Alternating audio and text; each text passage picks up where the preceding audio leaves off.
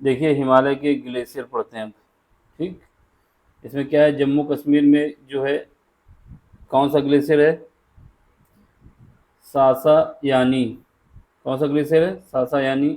ये भारत का सबसे बड़ा ग्लेशियर है। ठीक है, इसके अलावा जम्मू कश्मीर में सियाचिन ग्लेशियर भी है। ठीक, सियाचिन ग्लेशियर की में क्या है, नुब्रा जो नदी है यहीं से निकलती है। जम्मू कश्मीर में कौन से ग्लेशियर हैं, पहला सासा यानी जो कि भारत का सबसे बड़ा ग्लेशियर है। फिर सियाचिन ग्लेशियर, सियाचिन ग्लेशियर से ही नुब्रा नदी निकलती है। ठीक, ग्लेशियर कैसे होते हैं ये देख लो डायग्राम पे। ये जो होता है ये ग्लेशियर है हमारा, बर्फ पहाड़ी एरिया जो होता है ना, बर्फ से ढका हुआ एरिया, ये सब ग्लेशियर है। ठीक, तो ऐसे ग्लेशियर होते हैं। तो इसमें हमारे पास जम्मू कश्मीर में सासा यानी भारत का सबसे बड़ा है, और सियाचिन ग्लेशियर जो कि जम्मू कश्मीर में ही है, इससे नुब्रा नदी निकलती है। ये याद रखना, ये क्वेश्चन आता है कि नुब्रा नदी किस ग्लेशियर से निकलती है, तो सियाचिन ग्लेशियर कहाँ पे है, जम्मू कश्मीर में है। और इसका भारत का सबसे बड़ा ग्लेशियर कौन सा है, सासा यानी। ठीक है, अब इसके बाद उत्तराखंड के ग्लेशियर को देखते हैं। उत्तराखंड के ग्लेशियर कौन से हैं, उत्तराखंड में ग्लेशियर जो है गंगोत्री, यमुनोत्री और मिलाम। कौन से हैं, गंगोत्री, यमुनोत्री और मिलाम। ठीक है, इसके बाद बात आती है सिक्किम की। सिक्किम में है जेमू। जेमू ये ना सोचना कि कश्मीर में होगा, जेमू सिक्किम में है। ठीक है, तिस्ता नदी जो है जेमू ग्लेशियर से निकलती है। तो यहाँ पे क्या क्या याद रखना है, सबसे पहले कि भारत का सबसे बड़ा ग्लेशियर कौन सा है, सासा यानी। नुब्रा नदी कहाँ से निकलती है, सियाचिन ग्लेशियर से। उत्तराखंड के कौन से ग्लेशियर हैं, देखो गंगोत्री यमुनोत्री तो याद रहता है, ये याद रखना मिलाम, ये इंपॉर्टेंट है मिलाम, क्योंकि अगर मिलाम आ जाएगा तो दिमाग नहीं जाएगा कि उत्तराखंड में होगा। गंगोत्री और यमुनोत्री में तो चला जाएगा कि हाँ ठीक है ये उत्तराखंड में होगा, लेकिन मिलाम में फंस सकते हैं, तो मिलाम याद रखना। ये कहीं ना कहीं जितने क्वेश्चन आए हैं किसी भी एग्जाम पे, उनका पूरा ये समरी है जियोग्राफी की। ठीक है, अब इसके बाद क्या है, सिक्किम में आ जाओ। सिक्किम में क्या है, जेमू ग्लेशियर हमने बताया था आपको, जेमू ग्लेशियर से ही जो तिस्ता नदी है ये निकलती है। अब इसके बाद क्या हुआ, हिमालय के दर्रे आ जाओ। ग्लेशियर में हमको इतना ही याद रखना है, क्वेश्चन में फंसना होगा इसी से आ जाएगा अगर ग्लेशियर से पूछता है तो। ठीक है, अब हमारे पास क्या है, हिमालय के दर्रे। दर्रे में क्या है देख लो, हिमालय की दर्रे क्या है,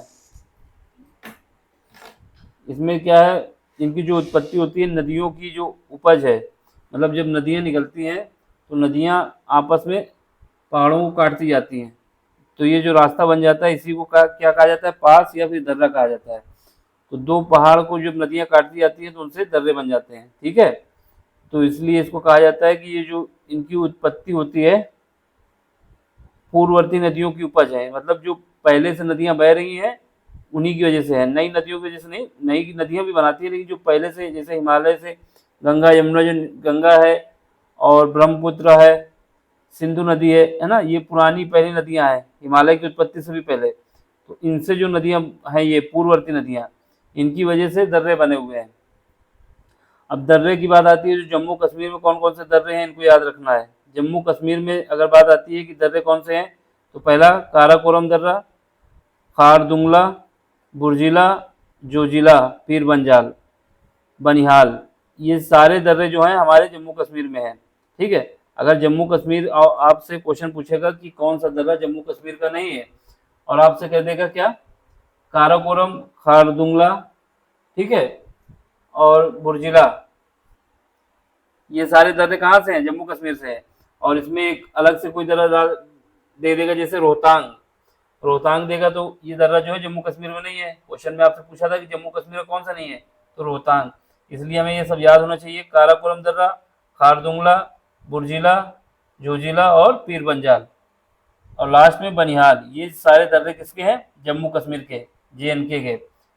अब एक बात और याद रखना, बनिहाल बनिहाल दर्रा जो है, जो कि जम्मू कश्मीर में है, इससे जवाहर सुरंग जो है, जवाहर सुरंग निकलती है बनिहाल दर्रे से। ठीक है,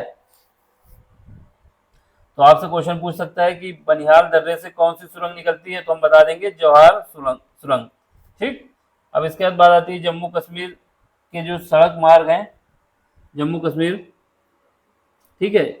जम्मू कश्मीर का जो सड़क मार्ग है या जवाहर सुरंग है, तो शायद जाहिर सी बात है ये कौन से है, बनियाल दर्रे से। लेकिन इसमें जो हाईवे बनाया गया है, पहले इस हाईवे का क्या नाम था, NH-44। अब इसका क्या नाम है, पहले इसका नाम था NH-44, अब इसका नाम है NH-1A। क्या नाम है, NH-1A, ठीक है। तो ये याद रखना होगा। आगे बढ़ो। अब क्या है, ये तो हमारे पास आ गए किसके, जम्मू कश्मीर के। जम्मू कश्मीर के कौन कौन से दर्रे हैं, काराकोरम, खारदुंगला, बुरजिला, जोजिला, पीर पंजाल, बनियाल। ये याद रहना चाहिए। बनियाल दर्रे में क्या खासियत है कि जवाहर सुरंग जो है वो बनियाल दर्रे पे है, और ये किस हाईवे पे है, NH-1A, और जो पुराना था NH-44, ठीक। ये पुराना था NH-1A, नया जो है मेरा NH-44 है, ठीक है। अब सुनो, अब हमारे पास क्या आता है, हिमाचल प्रदेश। हिमाचल प्रदेश में कौन कौन से दर्रे हैं, तो बारालाचा दर्रा, सिपकिला दर्रा, रोहतांग दर्रा। बारालाचा, सिपकिला, रोहतांग, ये सब किसके हैं, हिमाचल के हैं। और हिमाचल प्रदेश से तिब्बत का जाने वाला जो मार्ग है, मतलब हिमाचल प्रदेश को और तिब्बत को जो कनेक्ट करता है, जो पास या दर्रा, वो सिपकिला दर्रा है। कौन सा दर्रा है, सिपकिला दर्रा है, से होके जाता है, ठीक है। हिमाचल प्रदेश और तिब्बत को जो कनेक्ट करता है, कौन सा दर्रा है, सिपकिला। तो याद रखना, सिपकिला दर्रा किसका है, हिमाचल प्रदेश का। और इसके अलावा कौन से दर्रे हैं, बारालाचा, सिपकिला, रोहतांग, ये सब दर्रे किसके हैं, हिमाचल प्रदेश के हैं, ठीक है। तो हिमाचल प्रदेश के दर्रे ये पास हमारे दिख रहे हैं, देखो। जैसे हमने बताया कि जम्मू कश्मीर कौन सा है, ये रहा मेरा काराकोरम, जम्मू कश्मीर का, ठीक। खारदुंगला ये किसका है, ये भी हमारा जम्मू कश्मीर का है। बारालाचा, कौन सा, बारालाचा, ये किसका है, ये हमारा हिमाचल प्रदेश का है। सिपकिला ये किसका है, हिमाचल प्रदेश का है, ठीक है। तो जिसके सामने हमने लिख भी दिया है, यहाँ पे देखो बुरजिला, ये बुरजिला रहा, ये वाला दर्रा। जोजिला, जोजिला ये रहा। और बनिहाल, बनिहाल ये रहा, ठीक है। तो बनिहाल दर्रे पे हमारी कौन सी, बनिहाल दर्रे की खासियत क्या थी, जवाहर सुरंग थी। किसमें थी, बनिहाल में थी। ये कहाँ जवाहर सुरंग हमारे पास, ये जी थी जवाहर सुरंग, किसमें थी, बनिहाल दर्रे पे। आगे देखो, तो ये हमारे हो गए किसके, हिमाचल प्रदेश के और जम्मू कश्मीर के। अब बात आती है उत्तराखंड में। उत्तराखंड में कौन कौन से दर्रे हैं प्रमुख, पहला है मुलिंग, मानाला, नीतिला, लिपुलेख। मुलिंग, मानाला, नीतिला और लिपुलेख, ये किसके हैं, उत्तराखंड के हैं। भारतीय जो तीर्थ यात्री कैलाश पर्वत जाते हैं, कैलाश घाटी और मानसरोवर झील, ये किसमें है, इन्हीं दर्रों में है। किसमें है, जो उत्तराखंड के दर्रे हैं, उसमें कौन सी है, कैलाश घाटी, मानसरोवर झील, उत्तराखंड के ही दर्रों में है। इसका मतलब क्या है, उत्तराखंड के कौन कौन से दर्रे हमको याद रखने हैं, मुलिंग, मानाला, नीतिला, लिपुलेख, ठीक है। मुलिंग, मानाला, नीतिला, लिपुलेख, ये हमारे उत्तराखंड के आगे देख लो। उत्तराखंड में ये क्या है, मुलिंग, मानाला, नीतिला और लिपुलेख, ये रहा, ठीक है। मुलिंग, मानाला, नीतिला, लिपुलेख। अगर आपसे एक क्रम पूछ लेता है कि ईस्ट से वेस्ट बताना या वेस्ट से ईस्ट बताना, तो आप बता सकते हैं। सबसे ईस्ट में कौन सा है, ये है लिपुलेख। फिर उसके बाद कौन सा है, नीतिला। फिर उसके बाद कौन सा है, मानाला। फिर उसके बाद मुलिंग है, ठीक है। चलो आगे बढ़ो, सिक्किम में आओ। सिक्किम के दर्रे देखो कौन कौन से हैं, सिक्किम के दर्रे। सिक्किम में नाथुला, जेपुला, नाथुला, जेपुला, ये दो इंपॉर्टेंट है। नाथुला, जेपुला, याद रखना, नाथुला और जेपुला, ये दो दर्रे जो हैं सिक्किम के इंपॉर्टेंट है। भारत और चीन के मध्य जो सड़क बन रही है, उनसे जो व्यापार होता है, भारत सबसे ज़्यादा जो भारत और चीन के बीच सड़क मतलब रोड मार्ग से या हाईवे से जो व्यापार होता है भारत का, सबसे ज़्यादा नाथुला दर्रे से होता है। कौन से दर्रे से होता है, अब आपसे क्वेश्चन पूछ सकता है कि भारत और चीन के बीच जो सड़क मार्ग में सबसे ज़्यादा व्यापार होता है, उसके लिए कौन से दर्रे का यूज किया जाता है, तो हम बताएंगे कि नाथुला दर्रा जो है इसके लिए यूज किया जाता है। कौन सा यूज किया जाता है? नाथुला। चलो फिर सिक्किम के दर्रे देख लो। सिक्किम कहाँ पे है मेरा? ये सिक्किम रहा। ठीक है, इसमें दो दर्रे हैं, कौन से हैं? एक नाथुला और एक नीतिला। कौन कौन से? सॉरी, नाथुला और जेपुला। नीतिला जो है किसका है? नीतिला ऊपर था, देख लो यहाँ पे, क्योंकि इसमें फंस सकते हो। नीतिला किसका है? उत्तराखंड का है, जबकि नाथुला और जेपुला ये किसका है? सिक्किम का है। ये एक नाथुला है, एक सिक्किम, ये है नाथुला और जेपुला, ये दो दर्रे हैं, एक सिक्किम का है, सॉरी दोनों सिक्किम के हैं, ये नाथुला और ये जेपुला। ठीक है, अब आगे बढ़ो। इसके बाद इसका तो और दर्रे दिए गए हैं। अरुणाचल प्रदेश के कौन कौन से हैं? बोमडिला, बोमडिला को कहा जाता है बोमला, याद रखना, बोमडिला या फिर बोमला। ये क्या है? यांगपा, यांगपा, बोमडिला या फिर बोमला, यांगपा, कांगरी कारपोला, याद रखना नाम, कांगरी कारपोला, कांगरी कारपोला, और दीफुल, दीफू, पांगसा, ये याद रखना, पांगसार, लिख पानी, लिखा पानी भी कह सकते हो, लिख पानी भी कह सकते हो। ठीक है, ये किसके हैं? अरुणाचल प्रदेश के हैं।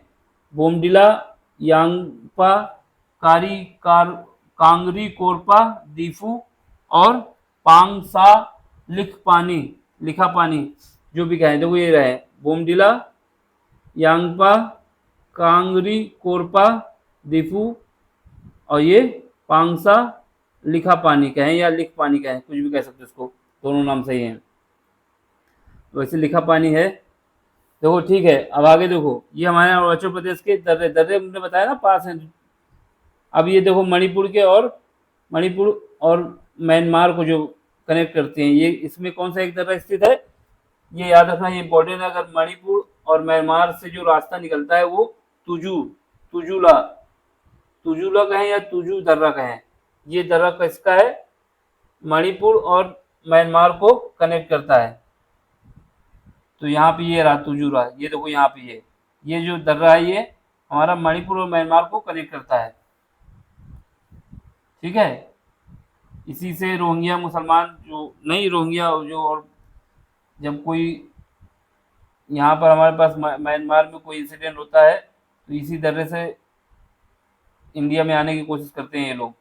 ठीक है, इसलिए यहाँ की चौकी जो लाइन है इसको बढ़ा दिया जाता है जिससे यहाँ पे ना आए। बाकी आने को तो ये बांग्लादेश के थ्रू भी आ जाते हैं, लेकिन यहाँ पर टाइट कर दी जाती है बॉर्डर की सिक्योरिटी। ठीक है, अब देखो यहाँ पे क्या है, ये मध्यवर्ती भारत स्टार्ट होता है। ठीक है, मध्यवर्ती भारत मतलब जहाँ पर भारत की मिट्टी है, सबसे ज़्यादा खेती होती है और मिट्टी उपजाऊ है। तो मध्यवर्ती भारत में क्या है? जलोढ़ संरचना से निर्मित है, और ये भारत का है सबसे नवीनतम भौतिक प्रदेश है। यानी यहाँ पर क्या हुआ है कि नदियों द्वारा जो हिमालय है, हिमालय को काट काट के ला के वहाँ पे डिपॉजिट किया जा रहा है मिट्टी को, है ना। तो यहाँ से जो जमीन बन रही है वो सबसे नई जो संरचना है। यानी जब हमारे पास 33 सागर से और ये यूरेशियन और अफ्रीका प्लेट 33 सागर से पास आती चली गई थी, तो क्या हुआ था? तो ये जब ब्रेक होता गया ना हिमालय, और नदियों के द्वारा भी कुछ ला के इसमें डालते चले गए, इस वजह से ये सबसे नवीनतम हमारा है। ठीक है, देख लें यहाँ पे जरा, अगर है तो ये इसकी बात हम करने जा रहे हैं, ये वाले पार्ट की, ये वाले पार्ट की बात हो रही है यहाँ पे। ठीक है, इसमें देखो क्या है, ये कब बना था? ये प्लिस्टोसीन समय जो था उससे लेके हेलोसीन तक, मतलब ये इसकी जो उत्पत्ति हुई है प्लिस्टोसीन से हेलोसीन के बीच में हुई है। इनके बीच में ये जलोढ़ मैदान बना हमारा मध्यवर्ती भारत तक। हिमालय तथा प्रायद्वीप भारत की नदियों द्वारा लाए गए जलोढ़ के द्वारा बना। यही वही बात है कि हिमालय से जो नदियाँ लेके आ रही थी जलोढ़, या फिर वो जो डिपॉजिट था, और उसके बाद जो प्रायद्वीप भारत से लेके आ रही थी उससे भी, ये पूरा भाग जो हमारा ये मध्यवर्ती भारत में आ जाएगा। इसको भी फर्दर डिवाइड किया जाएगा। दक्षिण का पठार, भारत का थार का मरुस्थल, ये अलग अलग डिवाइड किया जाएगा। ये पूरे इसकी पार्ट जो इंडिया का ये भाग है, इसकी बात हो रही है कि ये कैसे बना है। ठीक है, तो इसको डिवीजन फर्दर किया जाएगा। चलो, अभी इससे पहले जो हम लोगों ने अभी तक पढ़ा है ये सब हिमालय की, फिर उसके बाद इसके पासिंग जो पास थे उसकी, फिर इसमें जो पहाड़ियाँ थी उनके विषय में पढ़ा। अब हमें क्या है, इसके मैदान के विषय में पढ़ने जा रहे हैं। ठीक, तो सबसे पहले हमारा क्या है, सबसे पहले तो हमको ये पता होना चाहिए जो ये भारत का मैदान है जरूर, जो मध्यवर्ती भारत है वो अप्रॉक्सीमेट 7.5 लाख वर्ग किलोमीटर है। टोटल भारत का जो एरिया है या फिर टोटल जो भारत है उसमें से 7.5 लाख वर्ग किलोमीटर भारत का मध्यवर्ती मैदान है। ठीक है, विस्तार कहाँ से, उत्तरी राजस्थान से लेकर पंजाब हरियाणा होते हुए असम तक है। कहाँ तक है, उत्तरी राजस्थान से लेके पंजाब हरियाणा असम तक है। ठीक है, औसत ऊंचाई कितनी है, 50 से 300 मीटर। ये याद रखना कि अगर आपसे पूछ लेता है कि जो भारत है, भारत का मध्यवर्ती मैदान कहाँ से कहाँ तक है, तो पहले हम बताएंगे ये उत्तरी राजस्थान से स्टार्ट होता है और पंजाब को इंक्लूड करता है, हरियाणा भी लेता है और असम तक जाता है ये। ठीक है, इसके बाद इसकी जो ऊंचाई की बात की जाती है तो जो एवरेज ऊंचाई है वो 50 से लेके 300 मीटर तक है। कितना है, 50 से लेके 300 मीटर तक है। पूरब से पश्चिम से में लंबाई इसकी कितनी है, यानी पूरब से पश्चिम की लंबाई का मतलब है कि यहाँ से इसकी जो लंबाई पूछेगा कितना है तो ये हम बता देंगे इसकी लंबाई जो है कितनी है, कहाँ गया ये, 2400 किलोमीटर की लंबाई है इसकी, किसकी, मध्यवर्ती भारत की बात हो रही है यहाँ पे। इसके बाद चौड़ाई की बात आती है तो चौड़ाई कितनी है, चौड़ाई इसकी जो है 500 किलोमीटर है। ये लंबाई हमारे यहाँ से इंक्लूड करो, लंबाई इसको ऐसे ले लो और ये चौड़ाई इसको ऐसे ले लो। ठीक है, तो लंबाई और चौड़ाई हमारे पास है, लंबाई कितनी है 2400 किलोमीटर, चौड़ाई कितनी है 500 मीटर।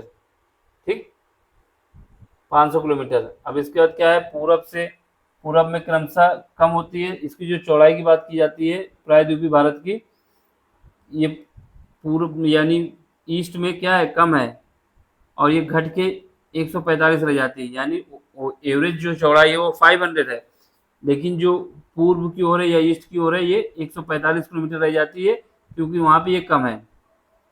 अब इसके बाद क्या है, प्लेस्टोसीन काल में क्या हुआ है, प्लेस्टोसीन काल में भावर तराई बांगर ये जैसी पुरानी जलोढ़ संरचना का निर्माण हुआ है। कौन से काल में, प्लेस्टोसीन में। आपसे पूछ लेगा कि प्लेस्टोसीन काल में क्या हुआ है, भावर तराई बांगर जैसी पुरानी संरचनाओं का क्षेत्र का निर्माण हुआ है। ठीक है, तो इसमें देख लो क्या है, ये यहाँ पे दिया है, कहाँ गया, ये देखो, ये जो है भावर तराई और बांगर इनका कब निर्माण हुआ है, प्लेस्टोसीन काल में हुआ है, प्लेस्टोसीन काल में इनका निर्माण हुआ है। ठीक है, अब इसके बाद क्या है, हेलोसिन की बात आती है तो हेलोसिन में क्या है, खादर व डेल्टाई संरचना का निर्माण हुआ है। कौन सी, खादर और डेल्टाई संरचना।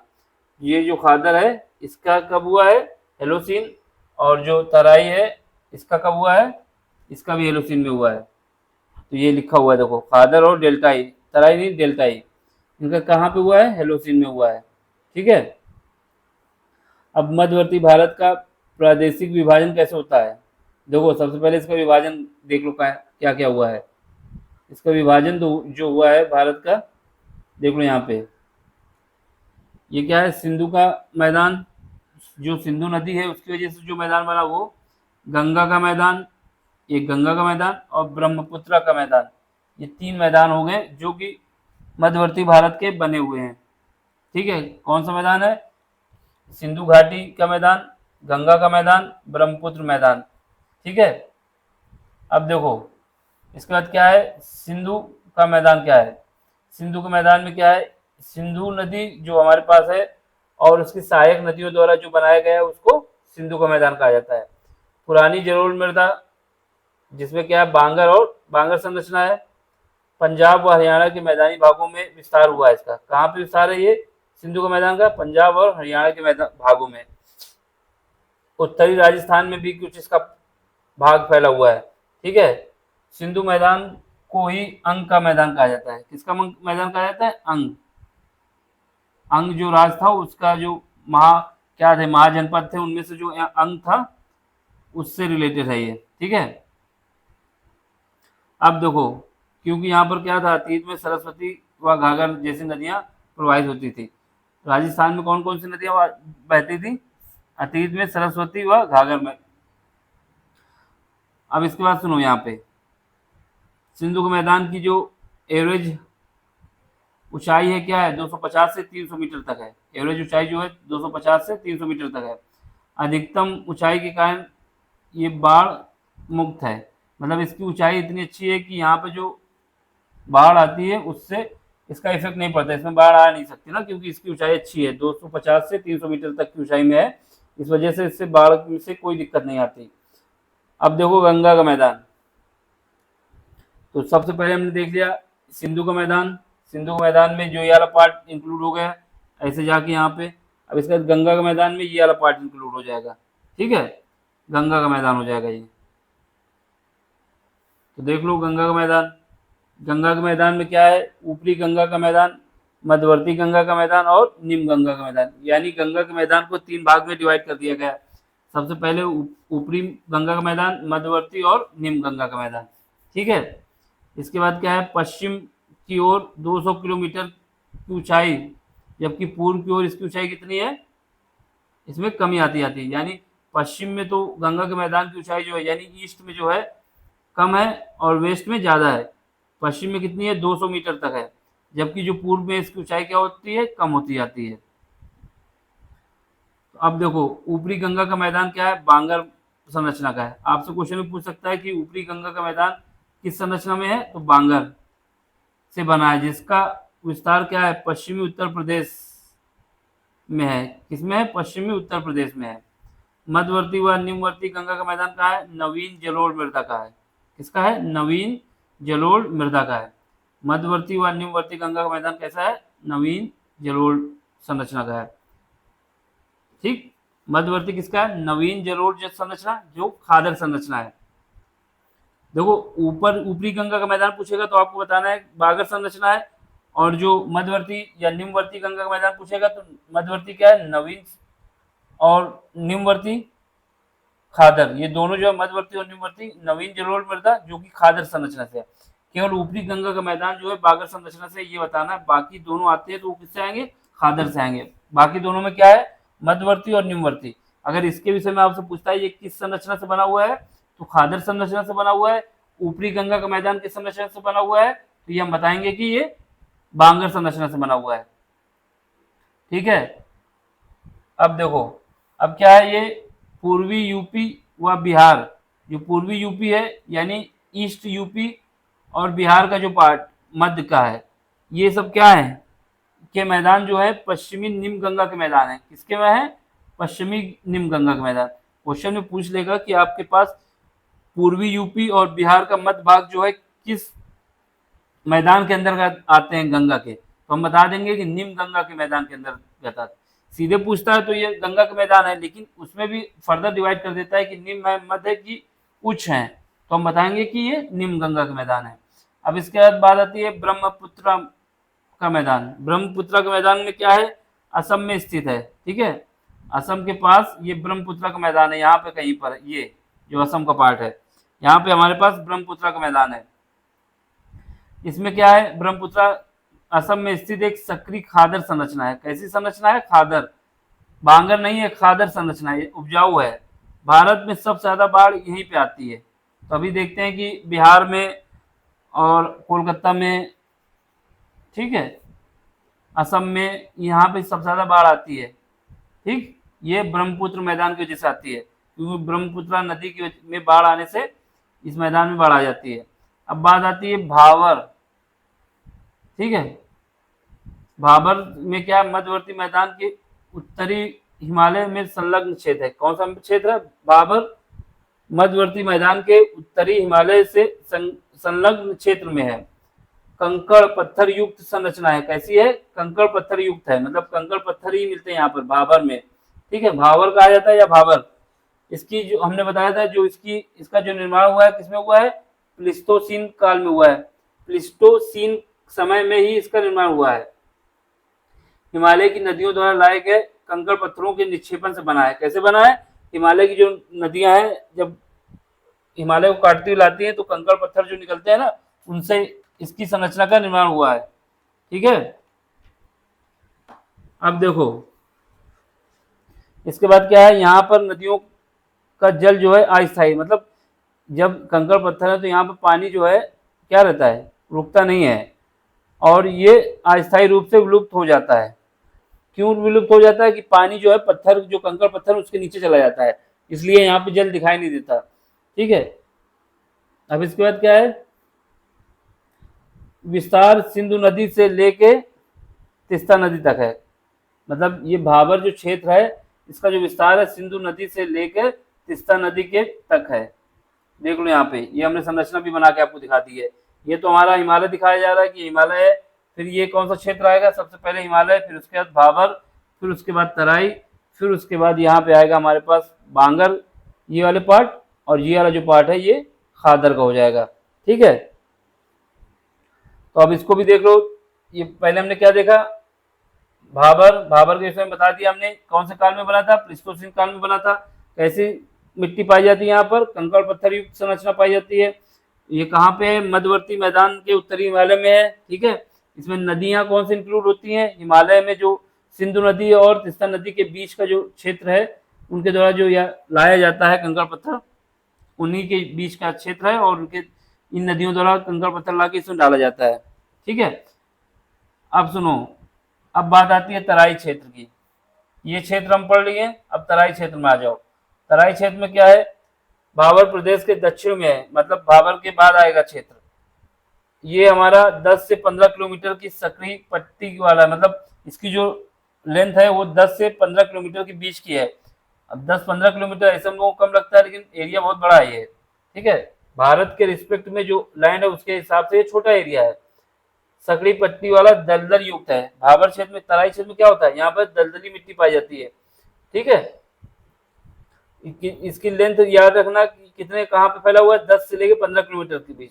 भाबर प्रदेश में लुप्त होने वाली नदियां सतह पर पुनः प्राप्त हो जाती है, यानी जो अभी तक नदियां जो पत्थर कंकड़ के नीचे से चली जा रही थी, अब तराई क्षेत्र में जब आती हैं तो ये ऊपर फिर दिखने लगती हैं। ठीक, अब इसके बाद अगला देख लो। इसके बाद क्या है, यहाँ पर जो है कृषि के लिए अधिक उपयुक्त नहीं होता। क्यों नहीं होता, क्योंकि यहाँ पर दलदली क्षेत्र है, यहाँ पर एक तो इक्विपमेंट का यूज नहीं किया जा सकता, फिर उसके बाद जो मिट्टी होती है वो दलदली होती है, तो इसमें उपज नहीं की जा सकती। लेकिन वर्तमान में कई क्षेत्रों में कुशल जल प्रबंधन के द्वारा जो है इसका उपयोग करके, मतलब अगर हम अच्छी तरीके से टेक्निक का यूज करें और जल का अच्छी तरीके से प्रयोग करें, तो हम क्या कर सकते हैं, चावल व जूट की खेती अच्छी तरीके से कर सकते हैं, जो कि आगे वर्तमान में कई जगहों पर इम्प्रूव किया गया है। चावल और जूट की खेती इम्प्रूव हुई है तराई क्षेत्र में भी। कैसे इम्प्रूव हुई है कि हमने उसका जो जल था, मतलब जो वाटर था, उसको अच्छी तरीके से प्रबंधन किया, इसका उपयोग करके हमने वहां पर चावल और जूट की खेती अच्छी की है। यहाँ पे कौन सी मिट्टी पाई जाती है, रेंगने वाली मिट्टी की बात है, क्योंकि दलदली मिट्टी है। यहाँ पर सबसे ज्यादा जो रेंगने वाले जीव होते हैं, जैसे मगरमच्छ है ना, इनके लिए सबसे अच्छी कंडीशन है। सॉरी, यहाँ पर रेंगने वाले जीवों के लिए क्षेत्र में रहने लायक नहीं है। क्यों नहीं है, क्योंकि दलदली है, अगर वहां रेंगेंगे तो वो नीचे ही धंसते चले जाएंगे। इस वजह से इस क्षेत्र में रेंगने वाले जीवों जैसे मगरमच्छ का के लिए अच्छा नहीं है। क्यों नहीं है, क्योंकि वो मिट्टी जो है कैसी है, दलदली है, तो ये धंस सकते हैं इसमें। अब देखो, अब क्या है, बांगर की बात आती है, बांगर की बात आती है। ठीक है, बांगर मिट्टी में देख लो क्या है, बांगर के विषय में बताया जा रहा है कि बांगर मिट्टी जो है मध्यवर्ती मैदानी या मध्यवर्ती मैदान के पश्चिमी भाग में पुराने जलोढ़ के मैदान, मतलब समझ लो बांगर क्या है, जैसे हमारे पास क्या था, जो जलोढ़ आ रही थी, एक नई होगी एक पुरानी होगी। ठीक है, जो पुरानी जलोढ़ है वो जहाँ पे जमा है वो हमारी क्या है, बांगर है। और जो नई जलोढ़ है, जलोढ़ का मतलब है जो काट के लेके आ रहे हैं पहाड़ पत्थर, उसमें जो मिट्टियां बचती हैं, देखो पहले तो क्या है, भाबर क्षेत्र में रुक जाती हैं, भाबर क्षेत्र में, फिर तराई क्षेत्र में, उसके अलावा जो बचती हैं वो बांगर में आती है, फिर उसके बाद जो आती है खादर में आती हैं। तो बांगर कौन सी है, पुरानी है। ठीक है, पुरानी जलोढ़ के मैदान, इसकी भी उत्पत्ति कब हुई है, प्लीस्टोसीन काल में ही हुई है। किस काल में, ये याद रखना, प्लीस्टोसीन काल में ही हुई है। ठीक है, नदियों द्वारा लाए गए जलोढ़ के निक्षेप से हुई है। अब इसके बाद इसमें क्या है, इसकी जो एवरेज ऊंचाई है मेरी कितनी है, वो है 100 से लेके 300 मीटर तक एवरेज ऊंचाई है। कितनी, 100 से लेके 300 मीटर तक। अधिकतम ऊंचाई के कारण नवीन बाढ़ का जल नहीं पहुंच पाता, मतलब इसकी ऊंचाई अधिक है, इस वजह से जो नवीन जल में जो बाढ़ आती है, नवीन जल की वजह से, नवीन बाढ़ की वजह से इसमें क्या है, उसमें नुकसान नहीं होता, क्योंकि यहाँ पर जल ही नहीं पहुंच पाता, क्योंकि इसकी हाइट जो है अच्छी खासी है बांगड़ के क्षेत्र की। तो यहाँ पर बाढ़ आने का कोई वो नहीं है कि यहाँ पे बाढ़ आएगी।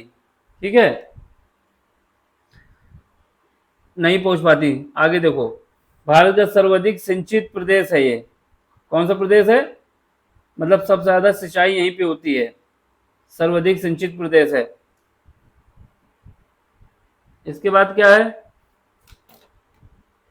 इसके बाद जो है देख लो, इसका जो विस्तार है कहाँ पे है, इसका विस्तार हमारे पास है पंजाब, हरियाणा, पश्चिमी उत्तर प्रदेश।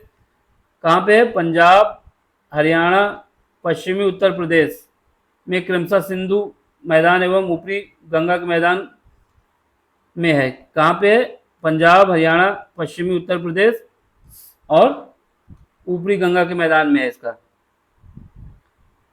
नदियों में के बाढ़ का पानी अपेक्षाकृत अधिक ऊंचाई के कारण यहाँ नहीं पहुंच पाता। सही बात है, जब इसकी ऊंचाई अच्छी खासी है तो यहाँ पर बाढ़ नहीं आती। कौन से क्षेत्र की बात हो रही है, ये क्षेत्र है हमारा बांगर क्षेत्र। ठीक, अब इसमें देखो, इसलिए प्रतिवर्ष जलोढ़ मृदा का नवीकरण भी नहीं हो पाता। देखो, जब यहाँ पर पानी नदियों द्वारा लाया जा रहा है, बाढ़ नहीं पहुंच पाएगी, तो इसका मतलब क्या है, जो मिट्टी बनी हुई है वही मिट्टी रहेगी, तो ये क्या होगा, ये पुरानी मृदा नई मृदा से चेंज नहीं हो पाती है, इसलिए यहाँ पर नई मृदा नहीं बन पाती है। ठीक है, बांगर प्रदेश का कम उपजाऊ क्षेत्र है। ये बांगर प्रदेश जो है कम उपजाऊ क्षेत्र है, किससे, खादर से। क्यों कम उपजाऊ है, क्योंकि यहाँ पर मृदा का नवीकरण नहीं हो पाता है। अगर मृदा वहाँ पर बाढ़ या पानी आ पहुँच जाए वहाँ पे, तो उससे क्या होगा, जो नई मृदा है वहाँ पर डिपॉजिट हो जाएगी, पुरानी मृदा को बहा ले जाएगी। लेकिन ऐसा होता ही नहीं है, क्योंकि वहाँ पे बाढ़ नहीं आ पाती, उनकी हाइट अच्छी खासी है, इसलिए इसकी जो उपजाऊ है, मतलब जो उपज है, जो पैदावार है, वो खादर से कम हो जाती है। आगे देखो, आगे क्या है, खादर की बात होती है। खादर में क्या है, मध्यवर्ती मैदान का नवीन बाढ़, सबसे ज्यादा बाढ़ यहीं पे आती है। ठीक है, सबसे ज्यादा बाढ़ यहीं पे आती है, सबसे ज्यादा उपजाऊ यही होता है।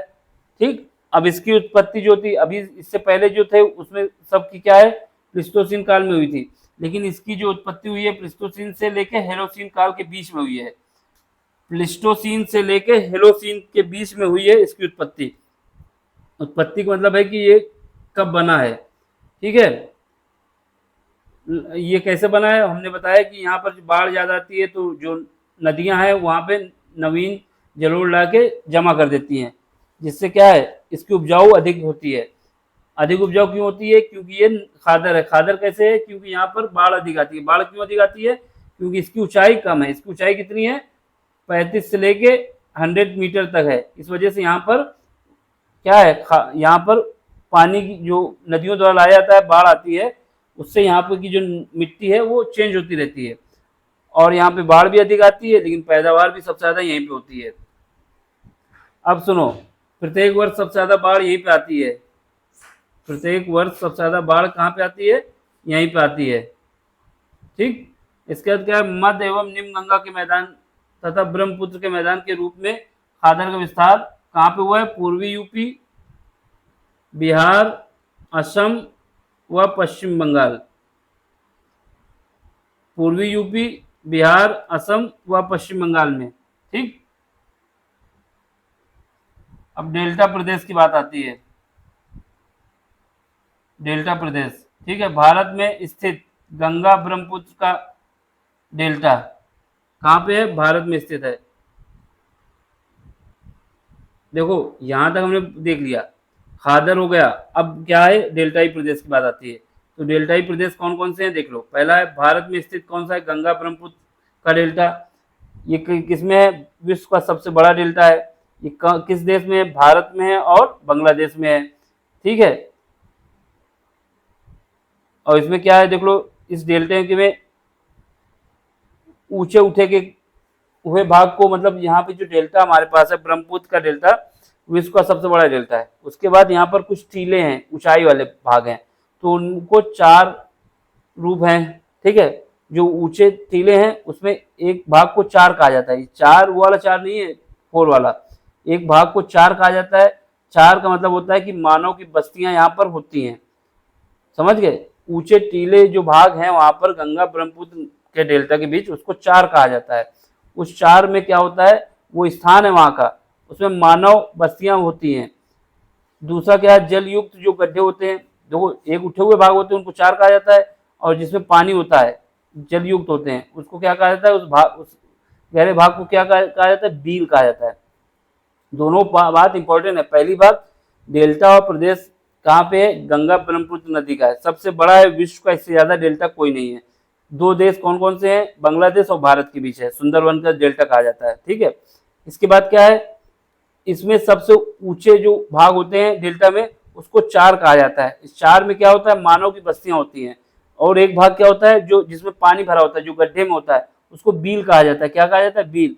बील में क्या होता है, मछली पालन होता है। ये दोनों पॉइंट याद रखना, बील में मछली पालन होता है, 4 में मानव बस्तियां होती हैं। अगर आपसे पूछ लेगा 4 क्या है, डेल्टाई प्रदेश में 4 का मतलब क्या है, तो आप बता देंगे कि यहाँ पर मानव बस्तियां रहती हैं। और बील क्या है, तो बील में मछली पालन होता है, ये जलयुक्त गहरे भाग होता है, ठीक। अब आगे देखो अगला, ये क्या है, पैरा डेल्टा। कौन सा डेल्टा, पैरा डेल्टा। इसमें देखो नदियों के दोआब का डेल्टा, नदियों के दोआब व डेल्टा के मध्य का क्षेत्र है। किसका है, नदियों के दोआब और डेल्टा के मध्य का जो भाग है उसको पैरा डेल्टा कहा जाता है। अब आपसे पूछता है कि पैरा डेल्टा क्या है, तो आप बता देंगे नदियों के दोआब व डेल्टा के मध्य क्षेत्र को पैरा डेल्टा कहा जाता है। चो क्या है, चो हमारा शिवालिक के दक्षिणी ढालों पर उतरती हुई बस्तियां हैं। चो क्या है, ये जो शब्द है ना, ये क्वेश्चन पूछ लेता है, अब हिल जाता है दिमाग, ये कहाँ से पूछ लिया है। इस वजह से चो क्या है, चो का मतलब है शिवालिक के दक्षिणी ढाल पर उतरती हुई बस्तियां हैं। यहाँ पर ये लोग रहते हैं, बरसाती नदियां, सॉरी बस्तियां नहीं, बरसाती नदियां हैं।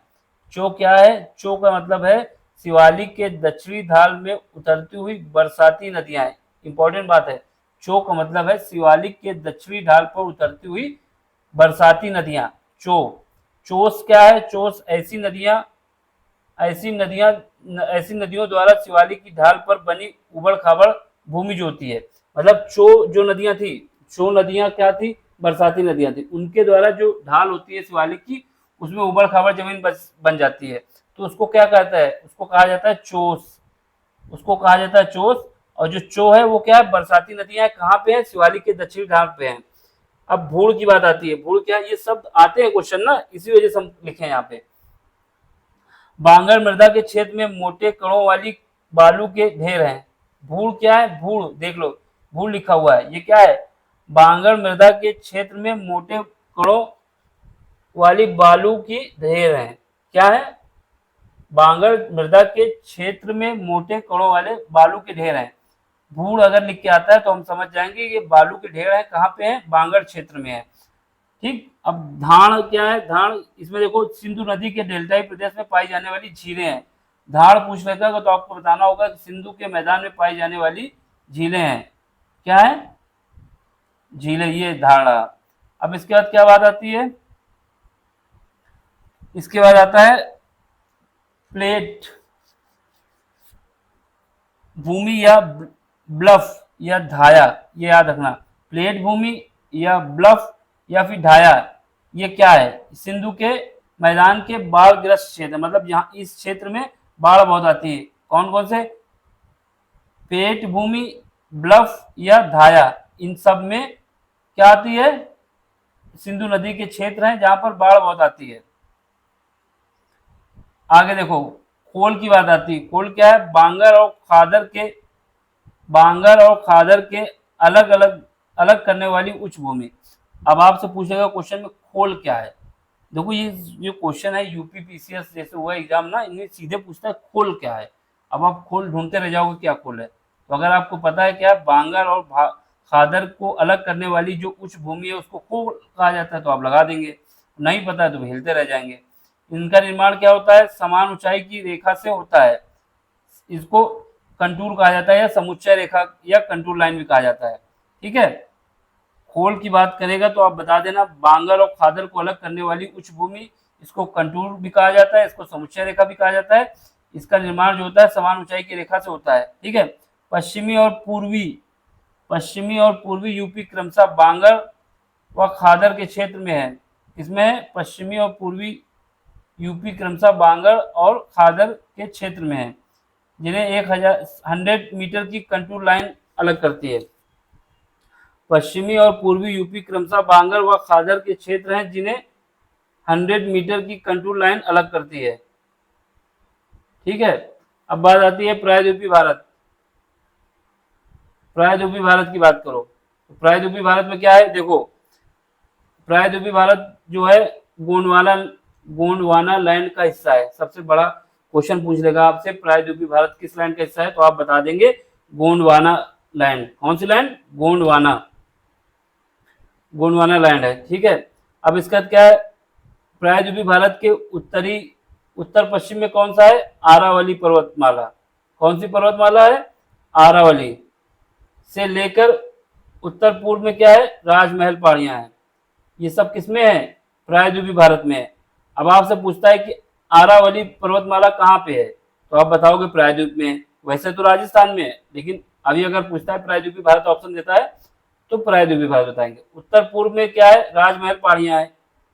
प्रायद्वीपीय का विस्तार बताया जा रहा है। सबसे पहले प्रायद्वीपीय भारत किससे बना, कब बना और किसका हिस्सा है, गोंडवाना लैंड का है। ठीक। उसके बाद क्या है, उत्तर पश्चिम में प्रायद्वीपीय भारत की कौन सी पहाड़ियां हैं, आरावली पर्वतमाला है। उत्तर पूर्व में कौन सी है, राजमहल पहाड़ियां हैं। ठीक। दक्षिण में प्रायद्वीपीय भारत का विस्तार कहाँ तक है, कन्याकुमारी तक है। कहाँ तक है, कन्याकुमारी। ठीक। अब देख लो इसमें क्या है। इसके बाद क्या है, प्रायद्वीपीय भारत की प्रमुख नदियां या प्रमुख संरचनाएं, सॉरी नदियां नहीं, प्रमुख संरचनाएं क्या है। नदियां तो अभी बाद में आएंगी। प्रायद्वीपीय भारत की प्रमुख संरचनाएं, तो संरचनाएं में क्या है, आरावली संरचना या फिर आरावली पर्वत, मालवा का पठार, क्या मालवा का पठार, विंध्य का पठार, सतपुड़ा पठार, सॉरी पर्वत, आरावली पर्वत, मालवा का पठार, विंध्य पर्वत, सतपुड़ा पर्वत, छोटा नागपुर पर्वत, सॉरी छोटा नागपुर पठार, कार्डमम पहाड़ी, पश्चिमी घाट, पूर्वी घाट, नीलगिरी पहाड़ी, दक्कन का पठार, अन्नामलाई पहाड़ी। देखो ये सब हमारे प्रायद्वीपीय भारत के अंतर्गत आते हैं। इसको कराएंगे अगले लेक्चर में। अभी केवल आपको ये बताए हैं कि ये भाग हम लोगों ने पढ़ना है अगले लेक्चर में, किसका, प्रायद्वीपीय भारत का। अभी हमने विस्तार बताया है। प्रायद्वीपीय भारत का हिस्सा कौन सा है, गोंडवाना लाइन का हिस्सा है। इसका विस्तार बताया कि पश्चिम में क्या है, आरावली, उत्तर पश्चिम में आरावली, उत्तर पूर्व में क्या है, राजमहल पहाड़ियां, दक्षिण में क्या है, कन्याकुमारी, और ऊपर जो है वो कहाँ पे है, विंध्य। इसकी जो संरचना में विंध्य क्या है, सतपुड़ा पहाड़ियों से स्टार्ट होता है ना, तो विंध्य सतपुड़ा पहाड़ी अलग अलग है। इसके बाद हमने बताया कि जो इसकी प्रमुख संरचनाएं हैं, आरावली पर्वत, मालवा का पठार, विंध्य का पठार, सतपुड़ा पर्वत, छोटा नागपुर का पठार और कार्डमम पहाड़ी, फिर उसके बाद पश्चिमी घाट, पूर्वी घाट, नीलगिरी पहाड़ी, दक्कन का पठार, अन्नामलाई पहाड़ी। ये सब जो है अगले लेक्चर में पढ़ेंगे। ठीक। अभी हमने देख लिया है क्या क्या, ये देख लो, एक मिनट, ये देखो इसमें हम लोगों ने जो देख लिया है उसको दिखा देते हैं अभी।